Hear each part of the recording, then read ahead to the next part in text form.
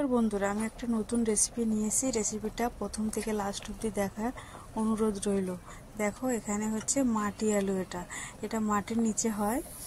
এই দেখো, এটা উপরে দেখা যায় না, মাটির নিচেই থাকে এটা। আচ্ছা, তার জন্য নিয়েছি এখানে দেখো মাছের মাথা। এই যে মাথাটাকে ভালো করে ধুয়ে পরিষ্কার করে নিয়েছি। এই দেখো, মাথা দিয়ে মাটি আলু রান্না করবো আজকে। এই যে মাটি আলু, দেখো মাথাটা নুন হলুদ মাখা হয়ে গেছে। দেখো এখানে নুন হলুদ মেখে নিয়েছি। তার জন্য এখানে মশলা নিয়েছি, জিরে, গোটা গরম মশলা হালকা ভেজে নিয়েছি।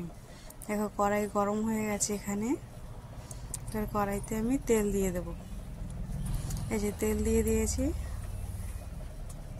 দেখো তেলটা গরম হয়ে গেছে। এখানে এবার মাছের মাথাটা দিয়ে দেব। এই যে দিয়ে একে একে সব মাথাগুলো এভাবে ভেজে নেব। মাথাগুলো ভেজে নেব। এখানে দেখো সব লাল লাল করে একটু ভেজে নেব।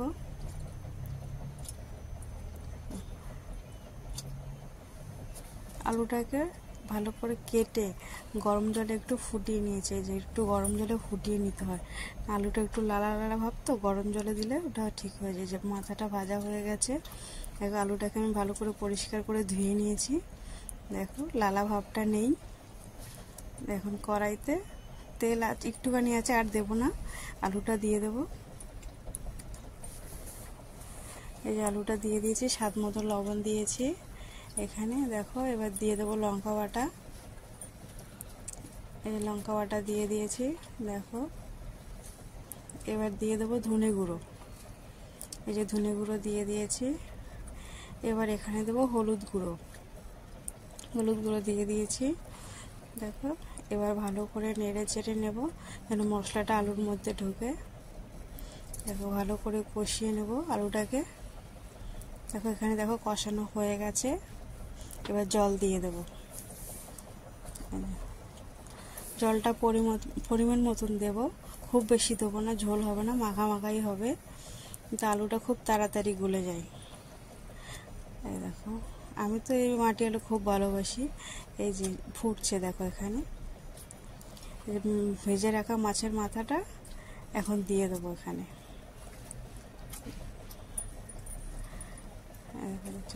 আমি ভালোবাসি মাটি আলু, তোমরা যদি ভালোবাসো আমাকে কমেন্টে জানাবে। দারুণ লাগে খেতে। এই দেখো মাছের মাথা দিয়ে তোমরা যে কোনো মাছ দিয়ে করতে পারো, আমি আজকে মাছের মাথা দিয়ে দেখালাম তোমাদেরকে। এই যে ভালো করে নাড়াচাড়া দিয়ে নেবো। দেখো ভালো করে নাড়াচাড়া দিয়ে নিয়েছি। হ্যাঁ, এখানে ফুটছে, এটা হয়ে গেছে। এটা আমি এখন নামিয়ে নেব। নামিয়ে নিয়ে আবার কড়াইতে তেল দিয়ে দিয়েছি। দেখো তেজপাতা ফোড়ন দিয়েছি। এবারে গোটা জিরে ফোড়ন দিয়ে দেবো। দেখো এই যে গোটা জিরে দিয়ে দিয়েছি। একটু লাল লাল হয়ে গেলে একটু নাড়াচাড়া দিয়ে লাল লাল করে নেব। বেশি লাল লাল করবো না, পড়ে যাবে, একটু হালকা লাল লাল হয়ে যাবে। এবার এখানে আমার ওই যে তরকারিটা আমি নামিয়ে রেখেছি সেটা এখন এটার মধ্যে ঢেলে দেবো। দেখো এই যে আমি ঢেলে দিয়েছি। এটাকে লাস্টে ফোড়ন দিতে হয়, বুঝলে, তাহলে স্বাদ হয় ভালো। এই যে দেখতে কি সুন্দর লাগছে না, কালারটাও খুব সুন্দর হয়েছে, খেতেও দারুণ লাগে। আমার তো হেভি লাগে, তোমাদের কেমন লাগে জানি না, জানাবে আমাকে। এই দেখো মশলাটা আমি ভাজা মশলাটা যে বেটে নিয়েছি, এই মশলাটা এখন এখানে দিয়ে দেবো।